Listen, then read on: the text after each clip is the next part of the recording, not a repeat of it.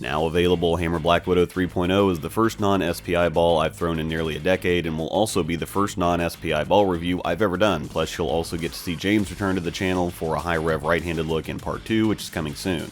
I'm bowling on the Kegel Chromium lane condition that we always use for testing.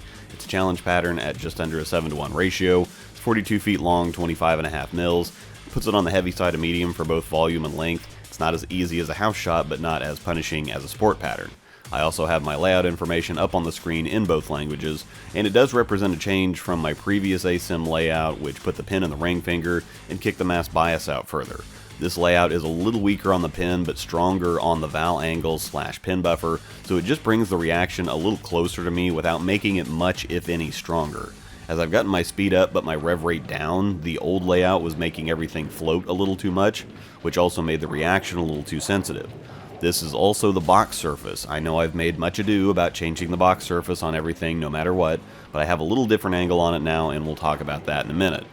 I'm also going to switch it up here too. Usually I just monologue while you watch ball reaction, but I'm still going to give you the details first while we watch to get your eyes warmed up. Then we're going to run it back and tackle it zone by zone to talk about the adjustments I made when moving around, where it felt the most comfortable, where I felt like I had to help it the most, so on and so forth, just to get deeper and give you a much better idea where it's going to fit both for me and for you. Boomer Ginger warming up isn't pretty, but I had to show you the first shots I threw with it. Oddly enough, while I was a hammerhead back in the early 2010s and I'm very familiar with the gas mask core, this is my first Black Widow. The extent of my experience was in the Taboo line, and I actually have a new in-box original Taboo in the stash. We really don't need to say much about the core, probably the most famous core in bowling history. It's got a 250 RG 058 differential and an 016 intermediate differential in 15 pounds, making it somewhat unique. It's not as low of an RG as typical big block ASIMs, so it's strong without being too early, a huge differential which creates plenty of flare, and a slightly above medium int diff which gives you some torque without making it too crazy. Basically it creates a very benchmarky or throwable shape, just juiced up a bit by the asymmetry. The cover is HK22 aggression solid, and it comes out of the box at 2000 grit. Viewers have long argued that I should test everything right out of the box because that's how the manufacturer intends it. That's how most people will first experience a ball, they punch it up and go. My counter was that first of all, the manufacturer has to send it at something, and the biggest intent is for it to look pretty on the wall in the pro shop. Next, box surfaces aren't perfectly consistent. Just because it says 2000 on the box doesn't mean the one you'll get is going to be exactly 2000. Plus, if you know what works for your game, you can reset it to something you can also then consistently return it to. Finally, comparing balls that might come at different out-of-the-box surfaces is going to skew the comparison somewhat. If I adjust the surfaces, everything gets compared at the same surface, which helps you get a better idea how they actually compare. However, to split the difference, if I review it out of the box, I can make adjustment recommendations on whether you should probably reset it or just roll with it and see what happens. Plus, after moving around and getting some lane shine on the ball, I go back and revisit the earlier zones to take another look. I think in the case of this ball, the out-of-box finish looks and acts a little smoother than 2000 for both myself and everyone else I've seen throw it, and personally I think it seems like a good starting point. Everyone helped me say thanks to the Brands of Brunswick for reaching out and offering to send me some things for you all to see, plus there are a few more surprises yet to come. This ball is weird, but weird in a good way. The cover stock specifically handles wet and dry interestingly. I'm always a little slow and grabby filming the first ball of the day, so in addition to this ball being a strong asymmetric, I thought there would be no prayer that the straighter zone would be in play, and while it wasn't the best look, it was a lot better than I expected. This ball has a very stick-to-the-lane reaction, meaning it seems to really read the lane constantly and consistently front to back, blends the oil and friction exceptionally well, while still generating a lot of traction and a decent amount of punch on the back end. At the same time, it seems like it just kind of spins before gradually walking up to the pocket, but it continues to get there and continues to get through the pins well. This is what I would call a climbing and arcing type of reaction where it doesn't skid and then punch. It does everything very gradually and keeps kind of gaining momentum and continues to continue, so to speak.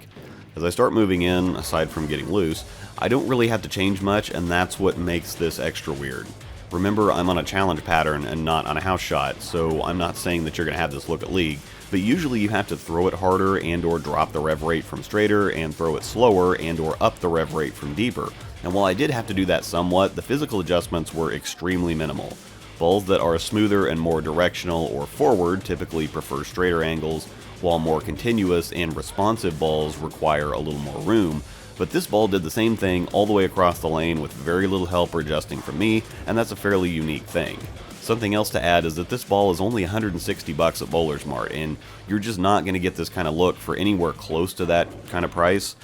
I'd say it's very similar in overall reaction to 900 Global's Eternity Pi, but the 3.0 is $40 cheaper.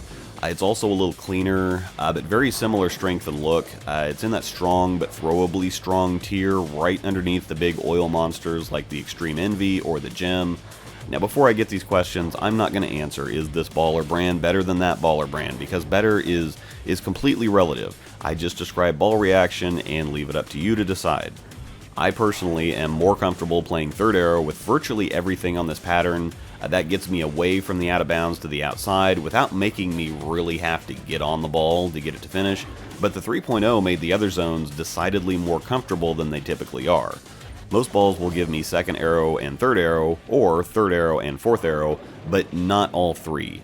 Now obviously it's going to depend on the conditions and what the lanes are giving you, but this ball doesn't seem to have a preference or a more obvious limitation.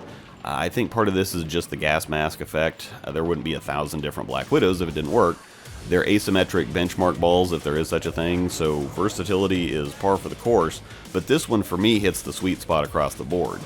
Not too clean but not too early, not too sharp but not too slow, strong but very throwable, and it's in the perfect spot between directional and continuous. It's not so continuous you're driving by the back row, but not so directional that it magnifies your inconsistencies. I think this ball will be able to play on a lot of stuff for me. I think it'll fit for League just fine, and with as blendy and stable as it is, I can see a lot of tougher pattern usage possibility too. Obviously they'll have to be like this or longer and heavier, but this seems like a super versatile jack-of-all-trades ball. The Scorpion Low Flare was another offering in the care package, and while I won't dive too deep because I have a review up for it as well, I'll pop Hammer's rating graphics up here.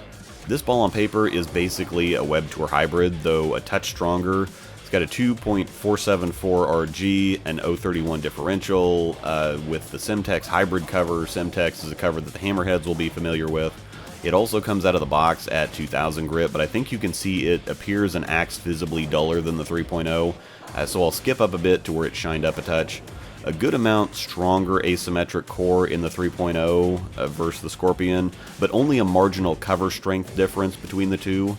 The few points lower RG in the Scorpion will actually get it rolling sooner, but the big diff in asymmetry in the 3.0 catches up pretty quickly, and the Scorpion for me is actually the slightly more responsive ball. Like I've said before though in comparisons, more responsive than the comparison doesn't mean actually responsive. This is still a pretty smooth and controllable ball, and I think you can see the lack of differential and torque show up on a few of these shots. I'm still impressed with how deep I'm able to get with it though, and again, like the 3.0, very minimal physical adjustments to make that happen. All I really had to do was get around this one a little more. I didn't have to slow it down or rev it up at all. The one I did slow down actually overhooked. This is another crazy bang for your buck ball at 145, and it's in a nice strength zone. It's not as strong as the Envy Tour. Nice step down from that one, as you'll see in my full Scorpion Low Flare review, but a decided step up from something like an IQ Tour. Same general core strength, just a lot bigger cover out of this one, so if you need more ball than the IQ, but less ball than the Envy Tour, this one shoots that gap really well. This is one of those feels more different than it looks comparisons between the 3.0 and the Scorpion. The 3.0 is ultimately the earlier ball, but it's also a little slower, for me at least. So the Scorpion still feels like a ball down to me, despite the two looking somewhat on top of each other on the lane. Both of these balls are available now. Both obviously represent a huge value against their respective price points, and down in the description is a link to Bowler's Mart that will get any of the balls featured in this video ordered for you. I do have to note, of course, that I receive a 5% commission on all sales through the links, and of course don't forget my code ROSEDALL10 to get 10% off your order at checkout at CoolWick. Thanks for watching, and may the strikes be with you.